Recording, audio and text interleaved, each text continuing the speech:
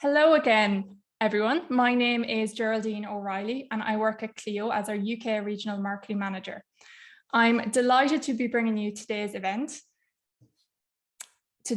which is actually the kickoff and the inaugural installment in the How to Grow a Law Firm series.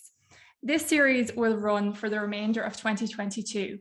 And it will feature firms that are growing and scaling their legal businesses so that others can learn and think about how they may plan for growth too. Today's session, Meeting Client Needs with Legaltech, will bring us through how embracing technological advances doesn't mean you become less human. In fact, the opposite is often true. With the right tools, you can be truly empathetic and responsive to your clients' needs.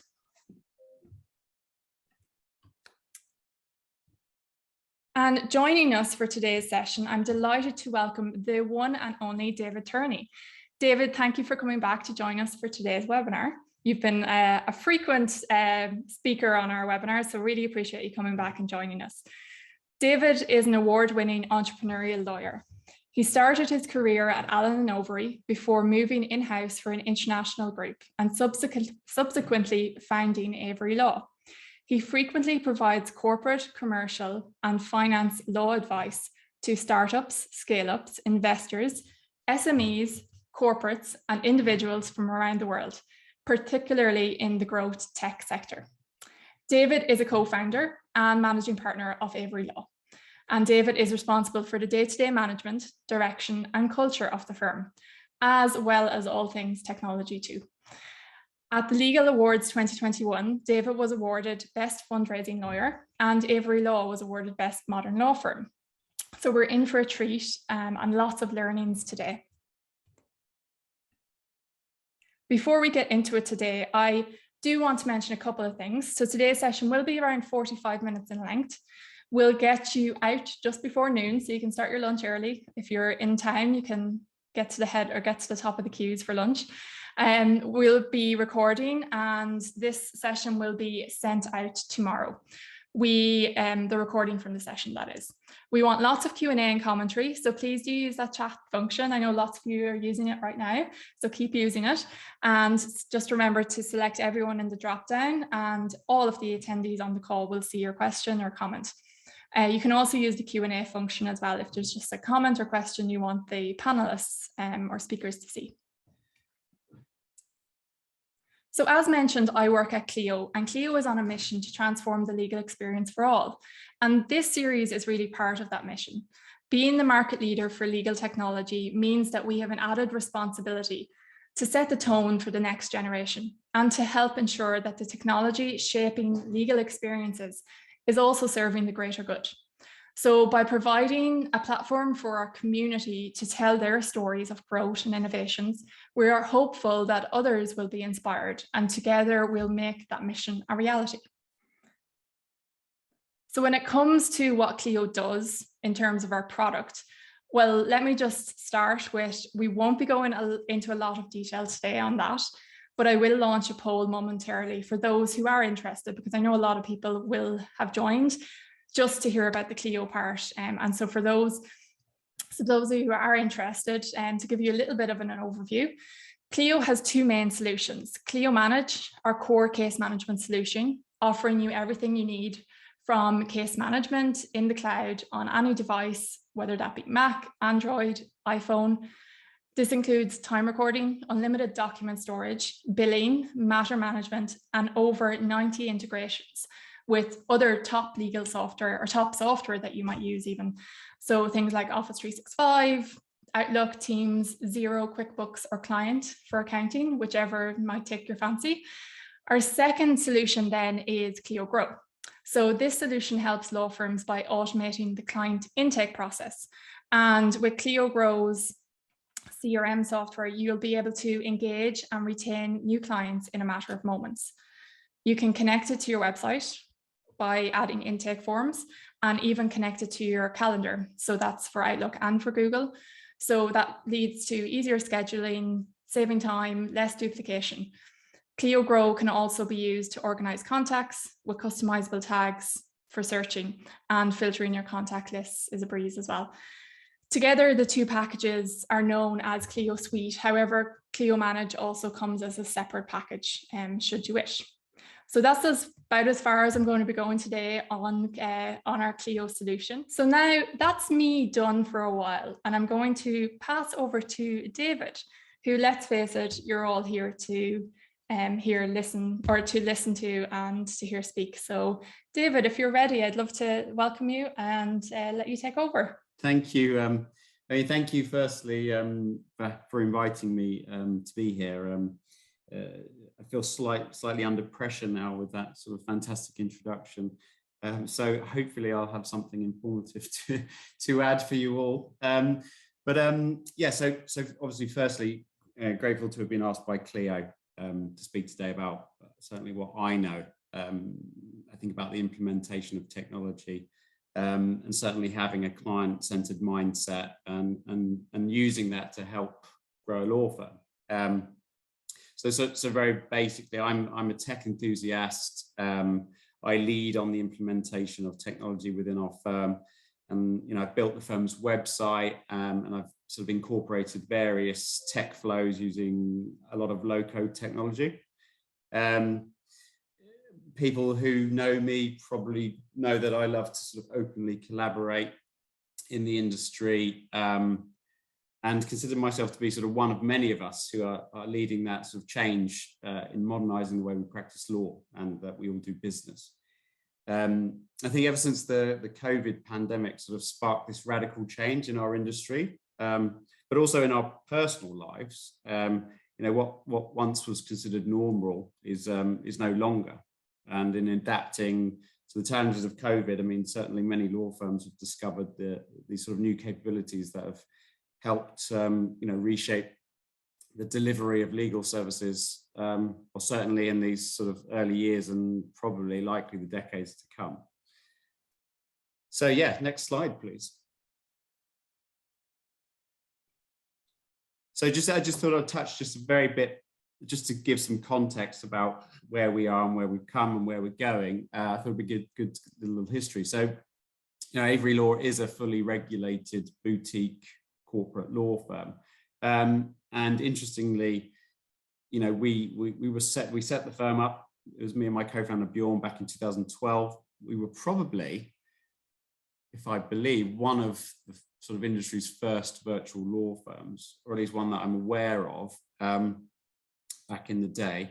And our vision was and sort of remains to be a disruptive, innovative, lean, low overhead technology driven firm. And we've always tried to challenge the market. And because we are a corporate boutique, there wasn't many like us. If someone wanted a corporate lawyer back in 2012, they would have had to have gone to one of the more traditional larger law firms. So there wasn't many like us operating in the market. And having sort of refined our skills and, expertise in these city law firms. And then, as Geraldine mentioned, I worked in-house. We were running sort of very large cross-border transactions. We decided that we could actually offer that expertise to entrepreneurs, startups, scale-ups, and ultimately build a firm where we could offer these fee models at a fraction of the cost of what the big firms charge. So ideally suited for that startup, the growth tech sector, who, as we probably know, demand a completely different type of legal services and the way they're delivered. And then also, and we'll talk about sort of client centricity later, it's fitting that because we were founders of our law firm, we had this relationship, we could work with founders of these tech startups.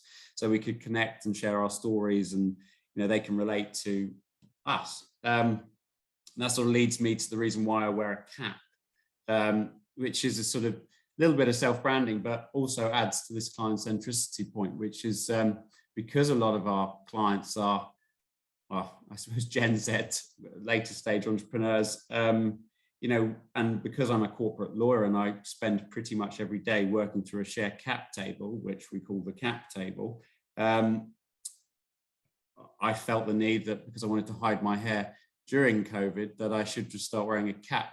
And then sort of putting two and two together, I came up with this brand called the Cap Lawyer. And it's sort of really a lot of our clients love it, and they constantly ask me for caps. And it just goes to that point about, you know, having this sort of client-centered mindset. So setting out to build a firm from scratch, we literally had no support team. You know, we were two lawyers with a phone and a laptop. We genuinely believe that we started to disrupt that traditional market quite early on by employing such a low overhead sort of technology driven model, which enabled us to deliver sort of exceptional, well, what I believe is exceptional service and value. Hopefully our client testimonials speak. And you know, our client base and our turnover has sort of increased exponentially over the years. And you know, even just recently, since the pandemic began, you know, the total revenue for our firm has increased by about 173%. And off the back of that, we've sort of now heavily invested in people and further technology because we've seen what it can bring to the growth of our firm. But I think most importantly, you know, it's obviously down to the quality of our service, but most importantly through our client experience. You know, and our clients recommend us to their peers, and you know, describe sort of working with us, and you know, talk about us understanding their requirements, their concerns and expectations, and we try to deliver exactly what they need. So so I think on that basis, our understanding of our clients and our implementation, sort of making the appropriate technology choices, has enabled us to provide that more seamless client experience. And obviously, I have to probably say that our early adoption of Clio, we adopted Clio back in 2015 when we trialed various other pieces of software, and ultimately we haven't looked back, and we are now a user of both the Clio Manage and the Clio Grow software, and I haven't found a better alternative.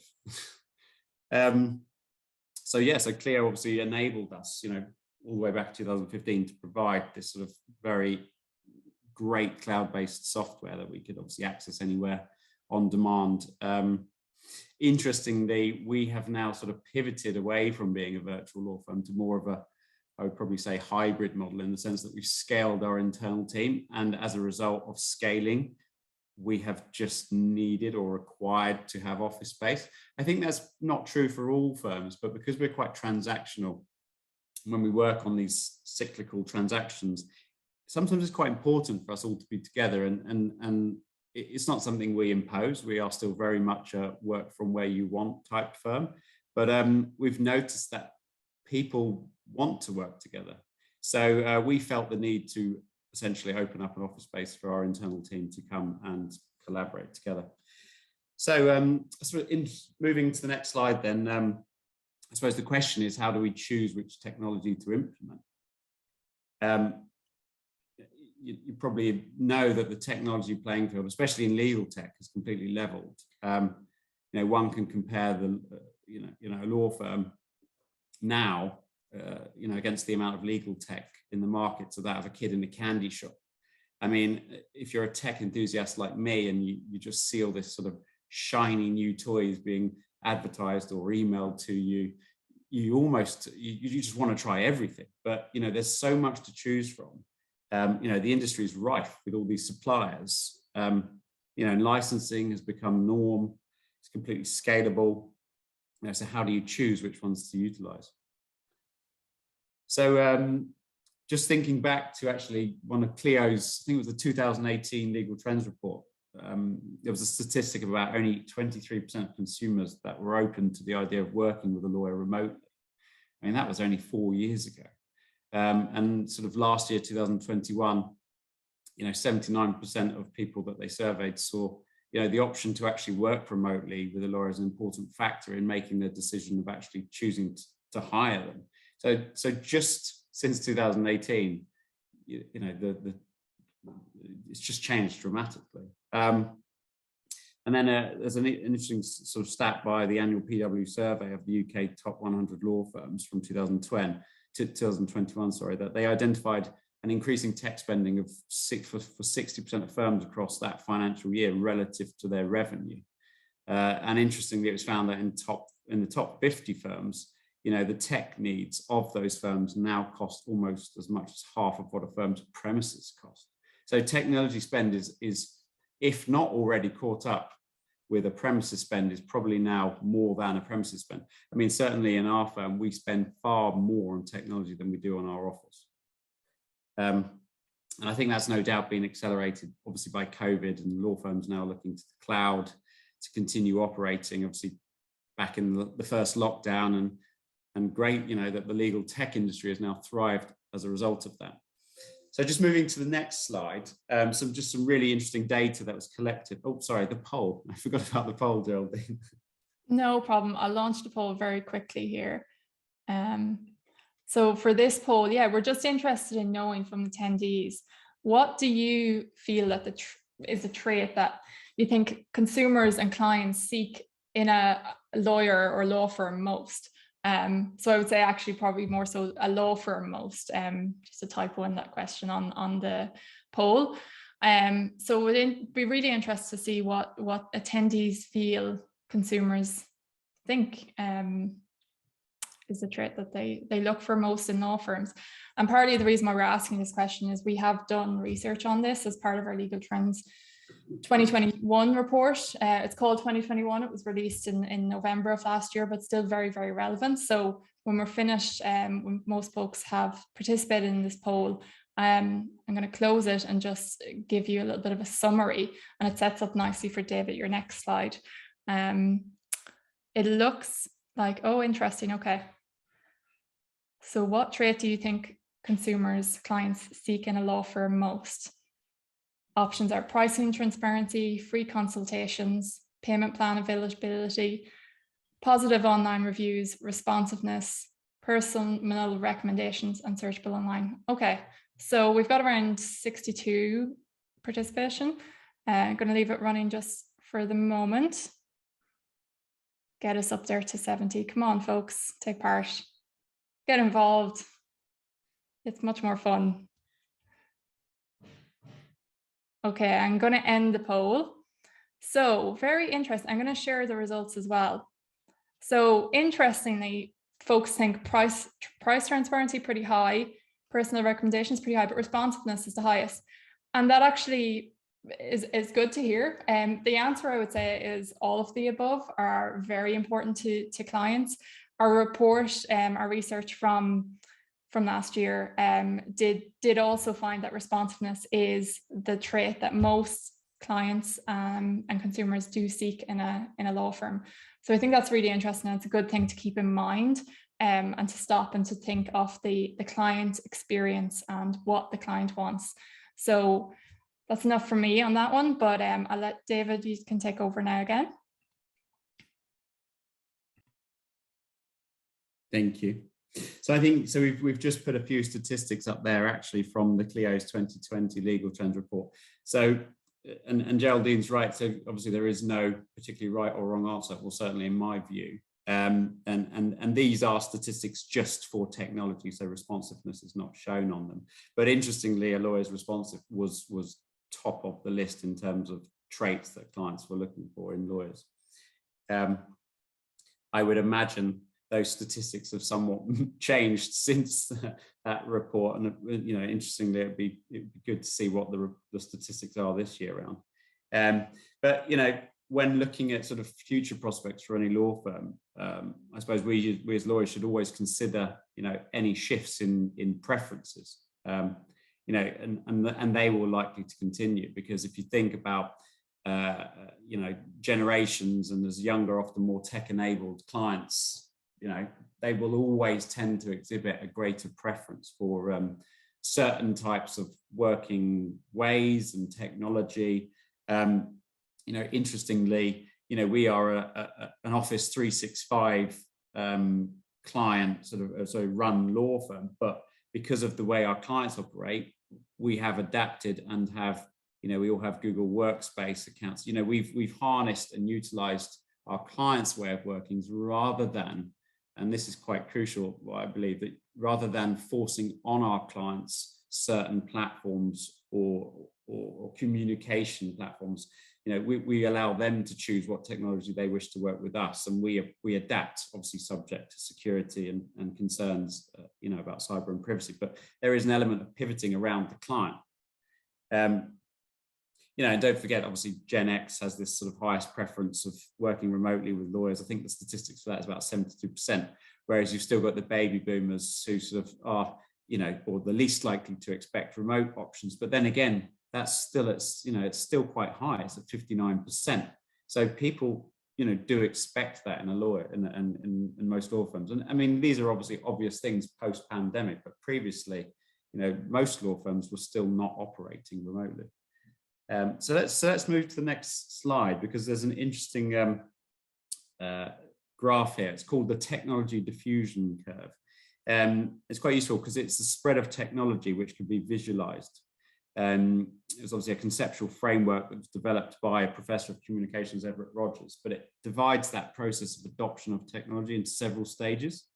So the earlier stages of the diffusion involves those early adopters. So those law firms that recognize the value of technology and they adopt it early ahead of anyone else. To be fair to, I suppose, us and other smaller boutiques, that can be easier to do than some of the more traditional larger law firms. And I completely appreciate that, we may have found it easier. We don't have that sort of committee cog system that we need to get approvals from. So we can quickly pivot to the needs of our clients. But there are a lot of now alternative legal service providers, small boutiques coming. So this is great. This is great for the consumer. But obviously then at some point that spread typically accelerates as other people start to adopt the technology. And then at the end of the curve, you have very few law firms that would be left, obviously. So I think the next thing is, how do we know which technologies to implement? So if we go to the next slide, when I think about which technologies, I think about, well, we first need to think about a client-centered mindset. We need to know what our client wants. It's about empathy, and it's about putting sort of ourselves into our client's shoes and working out what they want. And that's sort of the principle behind a client-centered law firm design. It's the framework that begins with establishing that sort of deep understanding of what clients are looking for exactly. So ultimately, the goal is to almost recognize our clients' needs before they have to tell us. We anticipate them. And ultimately, then the goal was to make working with us as lawyers a lot simpler and effortless for the client. So, we've got to look at technology and what's happened over the years. We've talked a lot about sort of, how important in-person communications are to remote working and making things more convenient for the client. We haven't talked about it, but simple things, e-signature solutions, it can help just with, critical milestones, time constraints and traditional barriers like scanning and mailing wet signatures around. I know there's the sort of whole deed aspect, and there's a lot of, I certainly have a particular dislike as a corporate lawyer to the whole execution of deeds, and I'm certainly lobbying for some change in the market around that, but I completely appreciate the other side of the fence in terms of enforceability. So there's a lot of concerns, obviously, and we need to consider these always, but thinking commercially, when is it appropriate to adopt something using an e-signature plan and when it's not appropriate, and giving the client the informed decision making. Not all clients obviously have the same expectations and needs, so that puts the onus on us to obviously tailor those services. So as I talked about, so being able to pivot, being able to be flexible and adapt to our clients' needs, and actually, think of it as coaching our clients, like explaining to them why we do certain things as lawyers, not just telling them how it should be. Don't forget that law firms are for clients, not for lawyers. That's really crucial. And also the stakes are really high at the moment. There's a lot of change in the legal market. There's a lot of competition. So it's not just getting a client, it's all about maintaining a client. And we can talk very quickly about, the client mapping journey and what that means for the client through the experience. So, I suppose my view to build sort of a thriving legal practice is to be prepared to meet the demands of the future, not just demands of the client, but the demands of the future, the demands of the market. prioritizing the types of investments we make into our business that will have the most impact on our clients, and also for the lawyers and our support staff around us, because technology can influence that firm's ability to deliver other aspects of that client experience. And then it can have obviously a substantial impact on efficiencies and the client service. So yeah, just moving on to the client journey mapping, the slides that's up. I think of this as a sort of visual representation of certain touch points that the client has with us and the firm during, whether it's a matter or a transaction.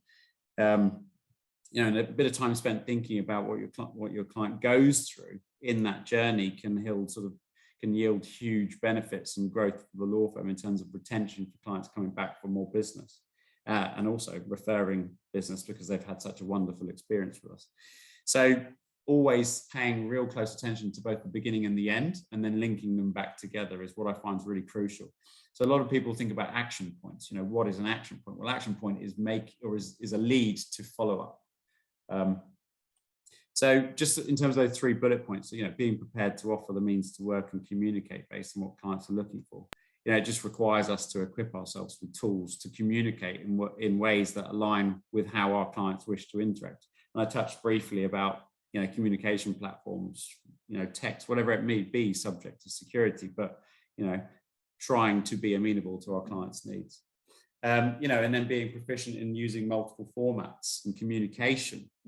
Adding new methods of communication and workflow can increase, complexity. So you just got to be a bit careful in terms of, well, what do we adopt as a law firm? And how is that information being shared? What's right for the client, but also what's right for us, and what can we do to make everyone happy? And lastly, being prepared to communicate the value of options to clients. And I saw in one of the polls, actually, I think if I remember in the poll, the second most popular answer was about transparency, and this is really important. So and don't forget, not all clients are familiar with either lawyers or the legal process or what you're actually doing for them. And sometimes, and I can be guilty of this, I sometimes forget that. I expect the lawyer to know exactly what I'm talking about. And even though I can be talking in a completely human language, I just sometimes forget that I may have done something 1,000 times and this person has never done it before. And they're looking to you to obviously take them through that process. So that sort of talks about fees, actually, which is really interesting about being client-centric. And everyone knows in the legal industry, we talk about, the billable hour and what that means. It's both a blessing and a curse, and I have a lot of views on it, but I still think it's a really important metric for how we value legal services. It's just about how you use it and how you can be transparent with its use that creates the right journey and message for your clients. So I think if we just move on to the next slide. Sorry, Geraldine, how long do I have left? Got a couple of minutes left, so okay. Yeah. Sorry, I'm just conscious. No problem. So just moving quickly then on to this. So my view on why client-centered firms succeed is because they're actually just competing on experience only, because they've nailed down the client experience. So clients are going to be coming back to them. So the only other metric which is at play is their experience. Do they know do they know the law there? Then it's just up to you as a lawyer to do your job. And we've all trained for it. That's what we're here for. So I think let's move on to the next slide, given the time, which I think is a really important thing. It's about next generation lawyers. And I remember back in 2019 at Legal Geek, someone asked me what it meant to be a next generation lawyer. And I saw loads of people answering the question about technology. But my view is all about just being completely human, and having complete empathy and understanding your clients. But actually, I think it's everything. It is just being able to understand your client's needs and to actually just ask them, when was the last time we actually sat down and asked our client, what do you want? How do you want to work with us? And what do you want to get out of this relationship? It's just really, really honest communication with people. So, if you can nail all of these things, then, my view is that you've become a next generation lawyer, and that's only going to lead to growth of your law firm. So, thinking sort of where to next, and you know, the long-term impacts of the last 2 years, and you know, clients' expectations shifting. You know, we've talked about the value of understanding what our clients' needs are. You know, the importance of what I think's a good client journey mapping experience, and obviously trying to implement the technologies and processes that, you know, make things easier for clients. So sort of lawyers needing to recognize all of these changes, being prepared to deliver value, not just through their legal services, but through the flexibility of their services and understanding of their clients. So I'll probably leave it there just so I don't overrun. No worries. Thank you, David. That was really, really helpful. Really great. Lots of things to pick out there. I was making a few notes there, and we've gotten a few questions coming in. So just to remind folks, we are recording, session is 45 minutes. So we've got about 10 minutes for questions. And there's some questions coming in already, David. So being client-centered, what does it mean? So you talked a lot about it meaning having empathy. But do you have some examples of kind of that client-centered, client-led approach in detail, maybe at your firm? Yeah, absolutely. So, you know, we win a lot of business from some of the larger law firms, and I think the reason is that I'm, you know, having come from a large firm, seeing how we operate. You know, being overly legal is really important. So obviously we have to be good lawyers. That's absolutely vital. But it's just about understanding what elements of certain pieces of work the client is not really interested in. You know, what, you know, having that experience and going to the client and saying that we should be doing all this, but, you know, we can probably do this right now and we can do that later, or that in 2 months' time. You know, that's being client-centric, is understanding that the client doesn't necessarily want, you know, the sort of all-encompassing solution. It's sometimes recognizing what's important at certain stages of a company's, especially in my situation where we look after, you know, scaling companies. We know that they have restrictions on legal spend, for example. So it's knowing what and when to implement and take advice on. So I think you know, being client-led is genuinely just talking to your clients about the process and asking them what they want. Thank you. Thanks, David, for that. Hopefully that answers your question, Alex. Just kind of on that, if you were to take a step back and maybe think of a really good or even a really bad client experience you've had, or experience you personally have had as a client, and is there an example that you can think of that has taken place that you've brought it into your firm to try and invoke change, I guess, or to make sure you're not doing, or you are doing that thing? So I'm putting either a really good one or a really bad one. You can choose. Well, when I think of bad ones, I can't say that anything bad has sort of happened within our firm, but when I think of my own personal experience, so for example, with my own, you know, with accountants and other service providers, you know, and I think, well, how do I want to be treated as a client? Sometimes this goes to that responsiveness thing, because sometimes I can email my own accountant and I will just be ignored. And it's just, you know, it's infuriating as a client. So you can imagine if you ignore a client, you know, how infuriating that would be. So I think, you know, responsiveness is key. Even if it's just to say, I mean, I do this a lot because we're very busy with the tax year end on some transactions, but even at the moment, I'm just able to sometimes reach out to people and say, I've got your email, really busy at the moment, I'll get back to you as soon as possible. It's even just simple things like that, rather than just flagging emails to ignore them. And I can be guilty of that still, but, you know, there is an element of just having clear communication. Yeah, and then positive experiences. I mean, I've had some really great experiences with other service providers, you know, who operate on a similar level to us, which is why actually as a boutique, we connect with other boutiques who specialize in other fields of law, because, you know, I want my clients to experience what hopefully I think they experience with us, with other service providers. So, you know, where I've seen other models that, you know, work, where, you know, it just makes my life, things that make my life easy, I try and replicate in the law firm. Thank you, David. Even things, well, I have to say you've been very responsive in preparing for this webinar, and we're not a client, so thanks for that. But yeah, even things like I email with lawyers all the time, and even knowing, you know, that they're out of court or they're busy or something's up, like getting that autoresponder is in its way being responsive, things like that, you know, having your automated emails and such set up. So yeah, definitely steps you can take. I'm going to get into some more of our audience questions here. Lots of questions around your technology. So what technologies are you using? You've mentioned you use Clio, but for example, what e-signature platform are you using? Are you using Clio for e-signature? I hope so. And what payment gateways and things like that. Just in general, if you could list out some of your tech, that would be fantastic. Yeah, well, it's interesting on the e-signature. So we use 3 technologies for e-signature, and we do that for certain transaction types. Okay. So because we're a Clio Grow user, for our onboarding, we will use the Clio integrated signature platform for our sort of client care letters, because it sort of implements into the CRM system, makes my life easier, makes clients' life easier. For transactional work, due to sort of complexities around transactions and due to the sort of nature of the other law firms we work with, we use DocuSign.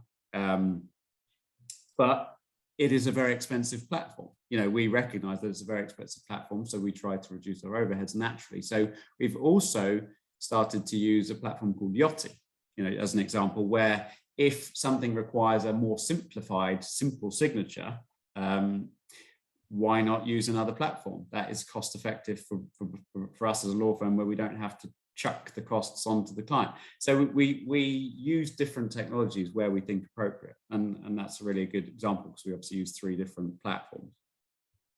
Thank you, David. And kind of a related question that's come in. You seem that you roll with the punches and you're happy with change and trying out new technologies and what's new out there. How do you invoke change in the rest of your firm? And have you any tips for those who are running really established firms that are not embracing technology? Yeah, so what's that famous song? If you don't first succeed, brush yourself off and try again. I think it's like a Destiny's Child song or something, or I can't remember. But essentially, I've trialed a lot of technologies. And you've only got to speak to software. Some legal tech software providers are quite difficult in the market, and they will say, no, we can't give you free trials. Well, you could do a pilot at a reduced cost, and it's still going to cost you thousands of pounds. But because there's so many of them out there are some that do. So if you don't ask, you don't get. I will trial things personally all the time, and I think genuinely I have quite an interest in technology, so I will, and I'll see if it works for us or not. But in terms of rolling it out, I think we're lucky because we're obviously a small boutique. So if you're small, it's much easier to implement that change, because, you know, it's not a huge amount of training, it's not a huge amount of implementation. Obviously, we have our cybersecurity team and our IT support that need to sort of implement technology, but it's a very quick process in that sense. Thank you, David. A couple more questions here on specific technologies. I'm going to throw them at you as well. Someone has spotted that you use Tidio on your website. What percentage of new instructions do you get through this, roughly?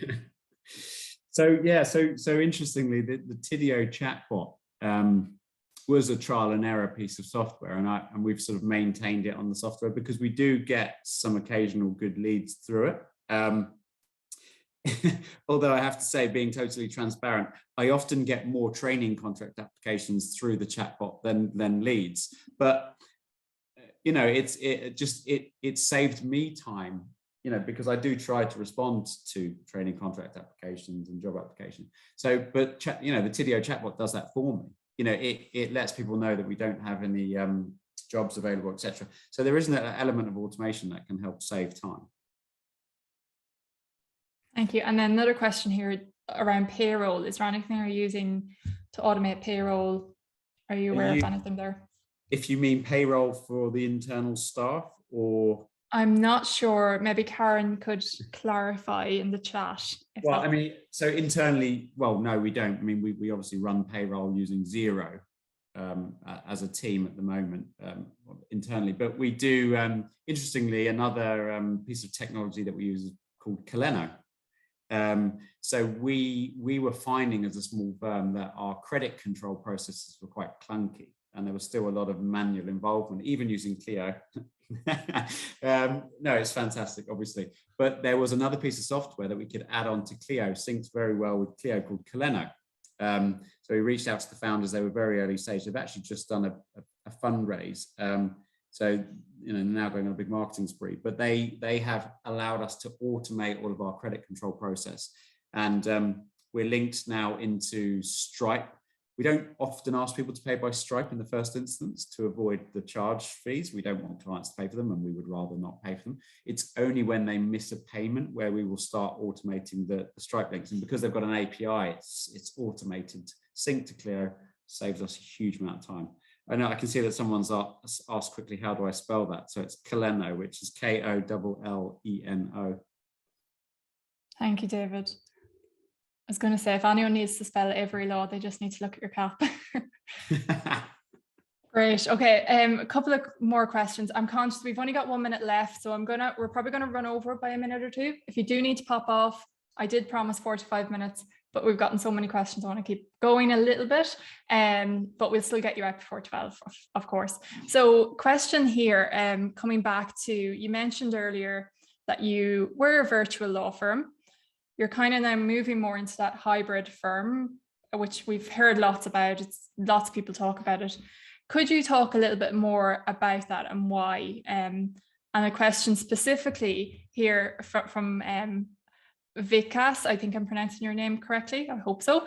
How would you compare the kind of office with the hybrid run firm to running virtually, pros and cons?